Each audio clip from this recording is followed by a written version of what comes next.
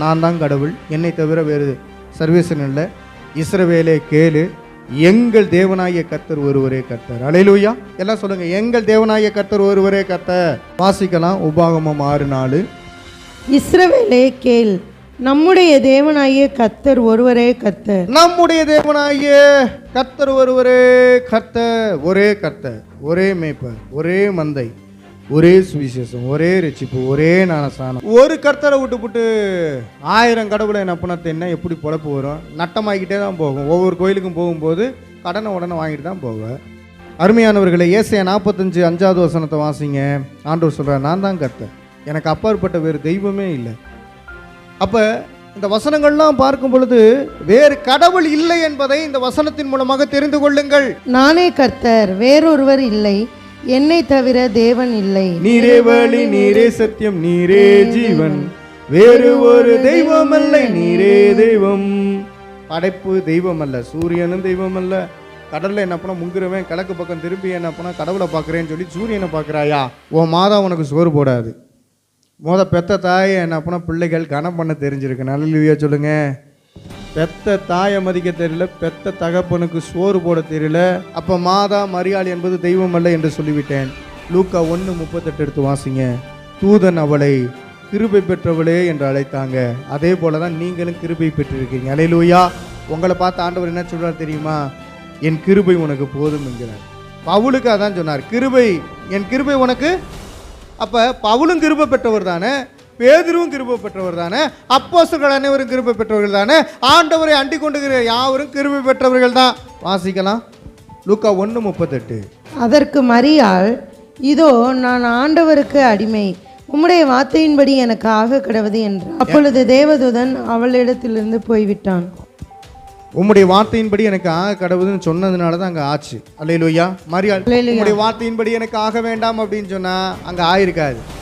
நம்மளை போல அவங்களும் பாவத்தில் பிறந்தவங்க தான். அந்த பாவத்திலிருந்து விடுதலை ஆக்குவதற்காக ஆண்டவர் என்ன பண்ண ஜீவனை கொடுத்து பாவத்திலிருந்து, உலகத்தில் உள்ள சாபத்திலிருந்து விடுதலை ஆக்கினார். எல்லாருக்கும் மீட்பு கர்த்தராகிய இயேசு கிறிஸ்துவின் மூலமாக தான் உண்டாச்சு. ஆமென்.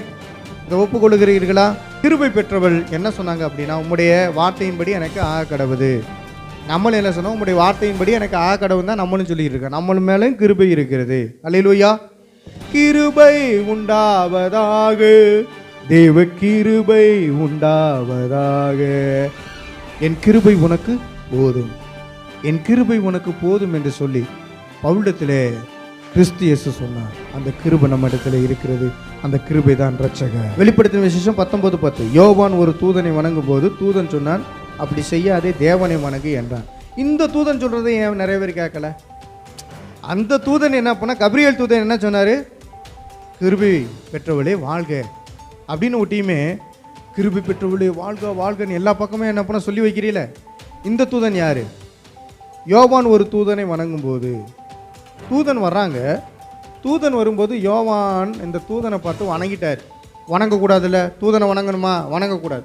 வணங்கக்கூடாது. அந்த தூதன் சொல்கிறாரு, இப்படி செய்யக்கூடாது, என்னைய வணங்கக்கூடாது, தேவனை மட்டும்தான் வணங்கணும்னு சொல்லி தூதனே சொல்கிறார். வாசிக்கலாம். வெளிப்படுத்தின விசேஷம் 19:10. அப்பொழுது அவனை வணங்கும்படி அவனுடைய பாதத்தில் விழுந்தேன். அவன் என்னை நோக்கி, இப்படி செய்யாதபடிக்கு பார், உன்னோடும் இயேசுவை குறித்து சாட்சியிட்ட உன் சகோதரரோடும் கூட நானும் ஒரு ஊழியக்காரன். தேவனை தொழுதுகொள். இயேசுவை பற்றின சாட்சி தீர்க்க தரிசனத்தின் ஆவியாய் இருக்கிறது என்றான். தூதன் கிட்ட போய் யோவான், அவரே ஒரு அப்போஸ்தலர், அவர் காலில் விழுவுறாரு. என் காலில் விழுவாத, தேவனை மட்டும் நம்பு, அவருடைய காலில் விழுவு, அவரை மட்டும் தொழுதுகொள். அல்லேலூயா. இந்த வார்த்தை எவ்வளவு பெரிய உன்னதமான ஒரு வார்த்தையா இருக்கு. அருமையானவர்களே, பிசாசுக்கு அடிமைப்பட்டு அவன் காலில் போய் விழாத, முழங்கால் போடாத, அதுக்கு மாலை போடாத, அதுக்கு தீபத்தை ஏற்றாத, இங்கேருந்து நடந்து போகாத, தேரை இழுக்காத, சாம்பிராணியை எடுக்காத, அதுக்கு புகையை போடாத, உன் வீட்டில் என்ன பண்ணால் நிலைக்கால்களில் இயேசு ரத்தம் தெளிக்கப்பட்டு தான் இருக்கணும். கல்லில் வாங்கின கடவுளை என்ன பண்ண பதிச்சு வைக்காத, அதை தூரம் போடு. எவன் விக்கிரகத்தை சிலையாக செஞ்சு வச்சிருக்கிறானோ அவன் குடும்பம் நிர்மூலமாக்கும். நான் சொல்லலை, பைபிள் வசனம் சொல்லுது. ஏன்னா நான் உன்னை நிர்மூலமாக்குவேன்னு ஆண்டவர் சொன்னார். தெரிய மாட்டேது ஜனங்களுக்கு. அப்புறம் எப்படி ஆசீர்வாதம் தங்கும்? தேவனை தவிர வேறு யாருக்கு நீங்கள் ஆராதனை செய்யக்கூடாது, விட்டு கொடுத்துடக்கூடாது. ஆண்டவர் இயேசுவே ஒரே மீட்பராக இருக்கிறார், ஒரே நடுநிலையாராக இருக்கிறார். 1 தீமோத்தேயுவின் புத்தகம் 2ஆம் அதிகாரம் 5ஆவது வசனத்தில் ஒரே தேவனும் தேவனுக்கும் மனுஷருக்கும் நடுவிலான ஒரே நடுநிலையாளர் இயேசு கிறிஸ்து மட்டும்தான். ஒரே நடுநிலையாளர். பரலோகத்துக்கும் இந்த பூலோகத்துக்கும் இணைப்பு பாலம் யாருன்னா இயேசு கிறிஸ்து மட்டும்தான். வாசிக்கலாம் 1 தீமோத்தேயு 2:5. தேவன் ஒருவரே, தேவன் ஒருவரே, தேவனுக்கும் மனுஷருக்கும் மனுஷருக்கும் மத்தியஸ்தரும் ஒருவரே. மத்தியஸ்தர்னா என்னங்க?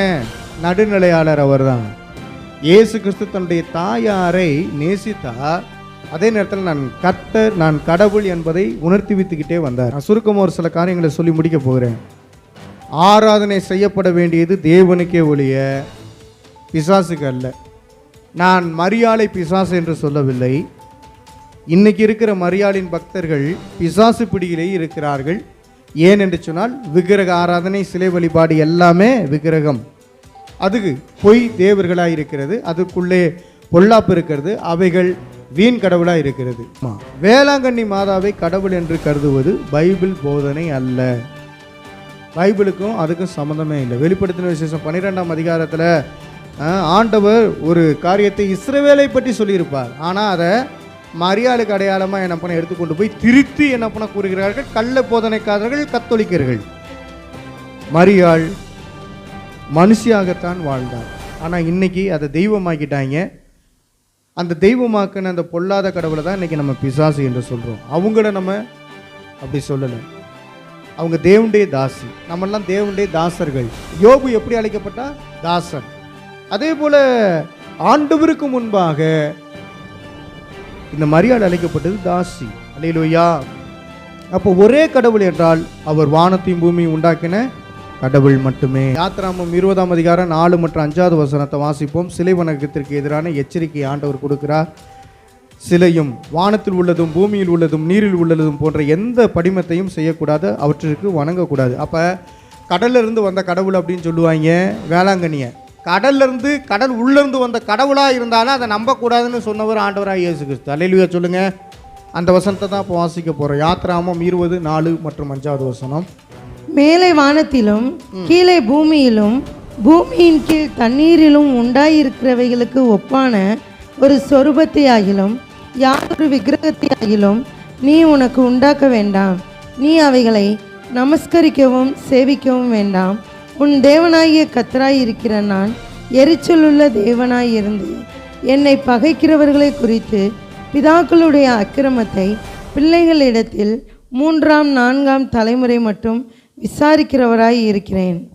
நான் எப்படிப்பட்ட தேவன்னா எரிச்சல் உள்ள தேவன் என்று ஆண்டவர் சொல்லுகிறார். ஆண்டவர் எப்படிப்பட்ட தெய்வமா? எரிச்சல் உள்ள தேவன். எதை செய்யக்கூடாது அப்படின்னா வானத்தில் உள்ள, பூமியில் உள்ளது, நீர் உள்ளது, இதுக்கு ஒப்பான எந்த ஒரு படிமத்தையும் செய்யக்கூடாது, எந்த ஒரு சிலை செய்யக்கூடாது. படிமம் என்று சொல்லும் பொழுது இன்னும் பார்க்கும் பொழுது கல்லால் செதுக்கப்பட்டதோ, சிற்பியால் செதுக்கப்பட்டதோ அல்லது வரைபடமோ இவைகள் எல்லாவற்றையும் விட்டுவிட வேண்டும். அல்லேலூயா சொல்லுங்க. அவற்றை வணங்கக்கூடாதுன்னு ஆண்டவர் தெளிவாக சொல்லியிருக்கிற. இவன் ஜெபமாலை உருட்டினீர்களா கை தூக்குங்க அப்படிங்கிற ஆர்சி ஃபாதர் ஜனங்களும் கை தூக்குறாங்க. பைபிள் படிச்சிங்களான்னு கேள்வி கேட்கறதுக்கு ஆள் இல்லை. ஏன்னா ஃபாதர் பைபிள் படிக்க மாட்டார், அர்த்தமும் தெரியாது. 13 வருஷம் 14 வருஷம் பைபிள் படித்து வர்றவங்க அப்படின்னு நம்ம நம்ப முடியாது. அவங்க பைபிளே தொடமாட்டாங்க அதிகமாக.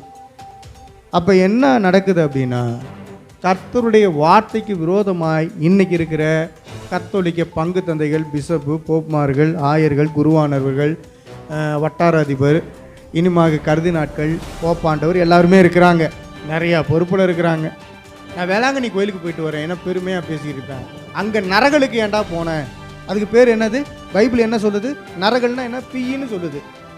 நரகலான விக்கிரகம் என்று சொல்லுகிறது. அப்போ அதுக்கு பேரே என்னென்னா நாத்தம் பிடிச்சதுன்னு அர்த்தம். அந்த கோயிலுக்கு போயிட்டு வந்து தர்றதை என்ன பண்ண நீச்சா அப்படின்னா நீ நரகல், நாத்தம் பிடிச்சாள்னு அர்த்தம். நான் இப்போ சொல்கிறது வெளிப்படையாக அப்படி பேசுறதுனால என் மேலே கோபம் கொள்ளக்கூடாது. சத்தியத்தை அறிவீர்கள், சத்தியம் உங்களை விடுதலையாக்க. சத்தியத்தை அறிந்திருக்கிறீர்கள், சத்தியம் உங்களை விடுதலையாக்கி இருக்கிறது. எனக்கு அருமையானவர்களே, மோசம் போகாதிருங்கள், நான் சொல்லலை வேதவசனம். வஞ்சிக்கப்படாதிருங்கள், நான் சொல்லலை வேதவசனம். அப்போ உங்களை விழுங்கும்படி சத்துரு வகை தேடி சுற்றி திரிகிறான்.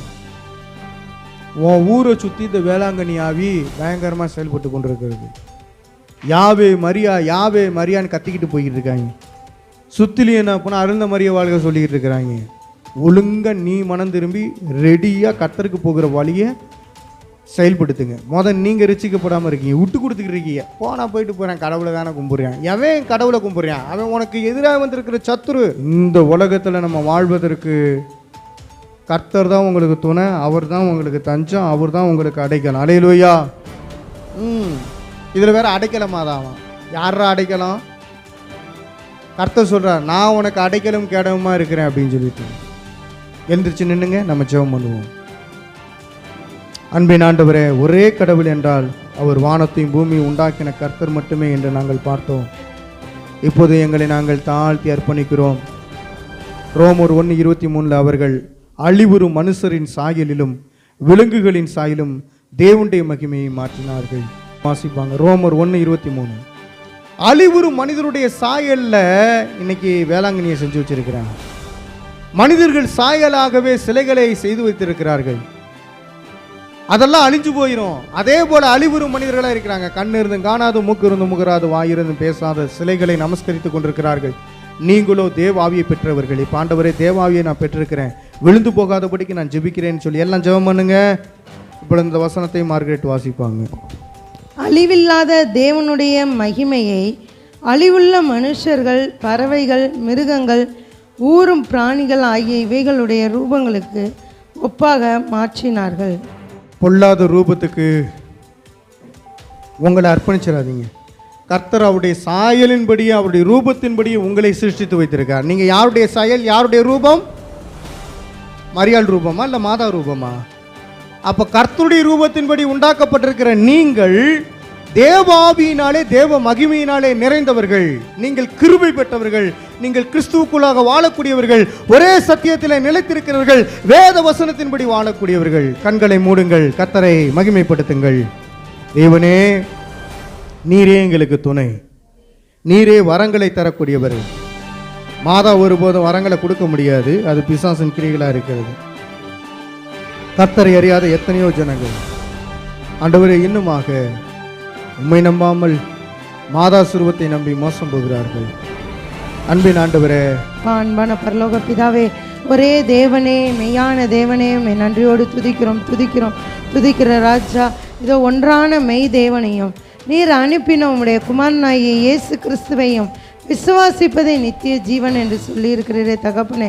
இருக்கிறேன் என்று சொல்லுகிறதவன் இல்லாதபடிக்கு எச்சரிக்கையாக இருக்க கடவன் என்ற வசனத்தின்படியாக அப்பா, நாங்கள் ஒருபொழுதும் உம்மை விட்டு விலகாத ஒரு இருதயத்தை எங்கள் ஒவ்வொருவருக்கும் நீங்கள் தந்து வழி நடத்துங்க தகப்பனே. இதோ எங்களை தொட்டது போல எங்களை சார்ந்த ஒவ்வொருவரையும் அப்பா, எங்களுடைய அண்டை வீடுகளில் உள்ளவர்களை, எங்களுடைய குடும்பத்தில் உள்ள ரட்சிக்கப்படாத ஒவ்வொருவரையும், எங்களுடைய பிள்ளைகள், எங்களுடைய பேர பிள்ளைகள், மருமக்கள்மார்கள், எங்களுடைய உடன் பிறந்த சகோதர சகோதரிகள் யாவரையும் கர்த்தராகிய தேவன் நீர் உம்முடைய ரட்சிப்புக்குள்ளாக கொண்டு வரும்படிக்காக நாங்கள் ஜெபிக்கிறோம். நாங்களும் தகப்பனே, அவர்களுக்கு சமயம் கிடைக்கும் போதெல்லாம் உடைய வசனத்தை சொல்லி, சுவிசேஷத்தை சொல்லி, நீர் எங்களுக்காக அடிக்கப்பட்ட நோக்கத்தை நாங்கள் சொல்லி அவர்களை உம்முடைய ராஜ்யத்துக்குள்ளாக கொண்டு வர கர்த்தர் எங்களுக்கு கிருபை செய்யும்படிக்காக நாங்கள் ஜெபிக்கிறோங்க. தாவே, இதோ நரகலான விக்கிரகங்களை பின்பற்றி மோசம் போகிற ஜனங்கள் ஒவ்வொருவரையும் கர்த்தராகிய தேவன் நீங்கள் சந்திங்க.